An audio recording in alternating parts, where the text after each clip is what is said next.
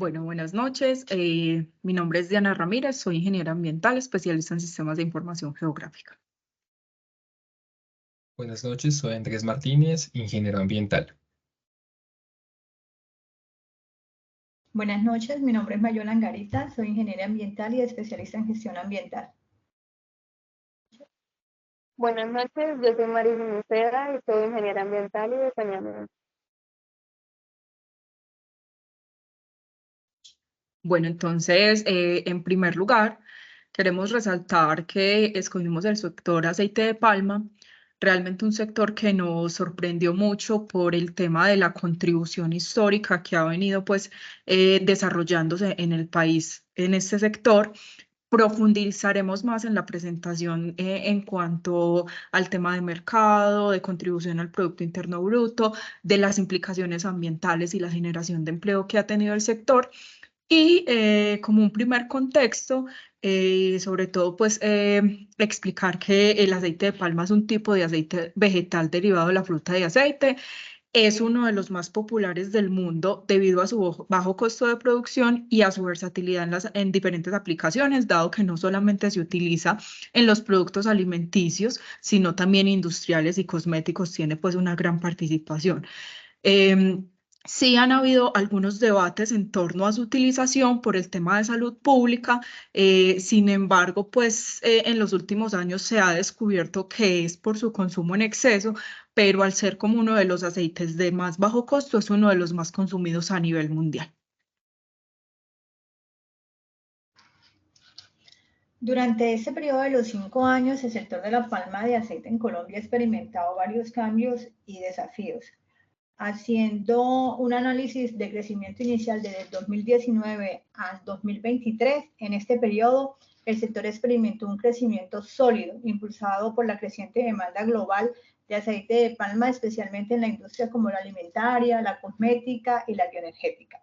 Según datos del DANE, el valor de producción de aceite en Colombia aumentó un 4.5% en el primer trimestre del 2019 en comparación al año anterior, que del 2018. La producción en el 2023 fue de 1.8 millones de toneladas, un aumento del 20% frente al 2019. Los precios internacionales también han mostrado una tendencia alcista en estos últimos años, lo que ha beneficiado a los productores colombianos. El precio promedio en el 2022 fue de 5.051 pesos por toneladas, un aumento del 163% frente al 2019. Aunque en el periodo 2019 al 2020 hubo un crecimiento bastante notorio, también hubo desafíos que afectaron la rentabilidad de los productos, la competencia internacional, las presiones ambientales y los conflictos sociales. En el 2020 se enfrentó a uno de los desafíos más significativos, que fue la pandemia del COVID-19, las restricciones de movilidad y las interrupciones entre la cadena de suministro afectaron la producción y la exportación. Esta afectación se ve reflejada hasta la fecha, aunque el gremio ha tenido una estabilidad estos últimos años, pero en el 2023 las exportaciones se ven reflejadas en que alcanzaron 625.000 toneladas, mostrando un decrecimiento del 18% frente al 2019. A pesar de estos desafíos, en el 2021 el sector colombiano hubo una recuperación con un 12% en la producción comparado con el 2020. Se espera que el sector continúe creciendo. Fedepalma ha tenido muchos logros significativos, como es el programa de certificaciones ambiental, el desarrollo de nuevas tecnologías y un diálogo continuo con las comunidades.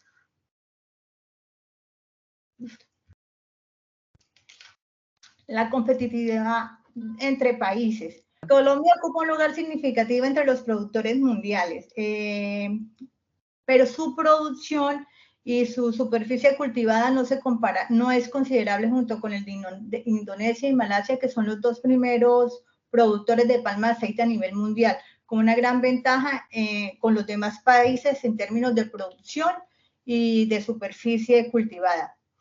Sin embargo, Colombia ha experimentado un crecimiento constante en la producción y ha ampliado las superficies cultivadas, que en este momento estamos hablando de 2 millones de toneladas anuales a la fecha. La competitividad entre los países se puede evaluar mediante indicadores como son la producción, la productividad, la calidad del producto y los costos de producción de sostenibilidad. Aunque Colombia no está en el mismo nivel de Indonesia y Malasia, la productividad y las políticas gubernamentales y los desafíos de sostenibilidad que estamos manejando son aspectos importantes que difieren a Colombia con los demás países. En relación a la contribución del PIB nacional, este sector es estratégico para la economía colombiana, dado que en el 2022 el PIB nacional aportó el 3.15%. Esto es una equivalencia a 18 billones de pesos. Es importante mencionar que este sector es mucho más importante o tiene mayor aporte al PIB que el sector de la construcción y de la minería. Adicionalmente, para el PIB agrícola nacional, este aportó el 17%, y como dijo mi compañera, Colombia está ocupando el 4º lugar en cuanto a las exportaciones agropecuarias. En cuanto a la palmicultura colombiana, hay que resaltar que esta contribuye al progreso de cada uno de los departamentos en los cuales está presente, y se resalta la importancia en departamentos como el Cesar, Casanare, Meta, Norte de Santander y Nariño, ya que son los departamentos que mayor contribución hacen al PIB. Estos van desde el 10% al 66%. En cuanto al mercado nacional del aceite de palma, eso está representado en un 95% en dos segmentos. El primero es en la industria alimenticia, con una participación a nivel de consumo del 47%, y le sigue el aceite para la elaboración del biodiesel, con un 44%. Los otros dos segmentos contribuyen a un 7% de su uso y están representados en las industrias jaboneras y los alimentos concentrados. En cuanto a la exportación, el 74% de las ventas se realizan en el mercado local y el 26% restante en el mercado internacional, de las cuales el 13% son absorbidas por la Unión Europea, y es Holanda el país destino de las exportaciones. A este le sigue Brasil y México. Y finalmente, en la importación, el principal origen de las importaciones de aceite crudo y refinado de palma es Ecuador. Este representa aproximadamente el 61 y el 90% de la importación. El sector aceite de palma juega un papel fundamental en la generación de empleo en Colombia, sobre todo en la zona rural. Este dato nos sorprendió mucho porque digamos que las zonas rurales han sido las más vulneradas a nivel de empleo históricamente en Colombia. Entonces se estima que se están generando alrededor de 197.000 empleos, entre 197.000 y 200.000 empleos entre directos e indirectos. Entre empleos directos tenemos todo lo que tiene que ver con cultivo, procesamiento, transporte y comercialización. Y en empleos indirectos, todo lo que tiene que ver con suministro de insumos, prestación de servicios y todo lo que tiene que ver con comercio, que también es, digamos, un sector muy importante. Esto ha traído obviamente consigo no solo la generación de empleo, sino un desarrollo rural, porque se ha desarrollado infraestructura en las zonas rurales que no solamente funciona o no solamente tiene que ver con el sector, sino que pucha, se me olvidó lo que iba a decir, sino que beneficia, no solamente beneficia al sector, sino que beneficia a todas las comunidades rurales que dependen de este y que viven en las zonas donde se cultivan y se hacen los procesamientos de este. Siguiente, por favor.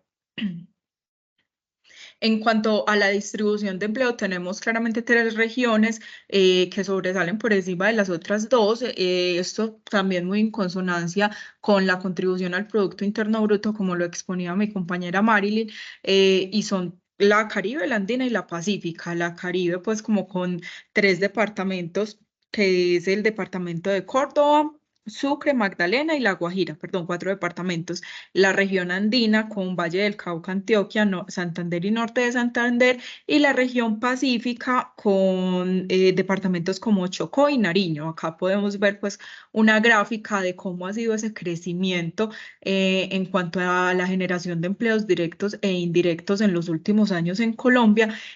Por acá entre el año 2019 y 2021, digamos que se mantuvo la generación, obviamente muy asociado a la pandemia, incluso algunas publicaciones hablan que hubo una reducción del 2%. Sin embargo, Fedepalma, pues este es como el reporte que da, y finalmente han luchado mucho por contribuir a la formalización de empleo, porque se tenga un empleo digno y porque todos los trabajadores tengan beneficios como acceso a la seguridad social, primas, etcétera, etcétera.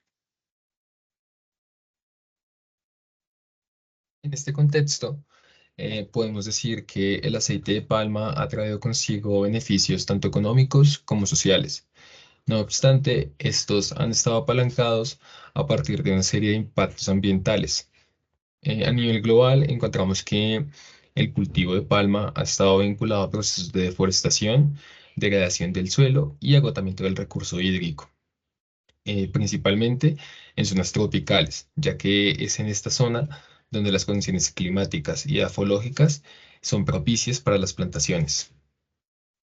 Las dinámicas materializadas, en esencia, establecen una conversión de coberturas vegetales, trayendo a su vez la disminución de coberturas vegetales, los cuales están ligadas a emisiones de dióxido de carbono, principalmente Tier 1, así como una notable reducción de la biodiversidad, la cual infiere con la resiliencia del ecosistema, y lo cual hace más susceptible la proliferación de vectores, tanto por hongos como por insectos, que afectan directamente la producción palmicultora, eh, lo cual conlleva otro inconveniente, y es el abuso de tratamientos químicos, que a su vez refuerzan la afectación al suelo y al agua que ya se venía materializando.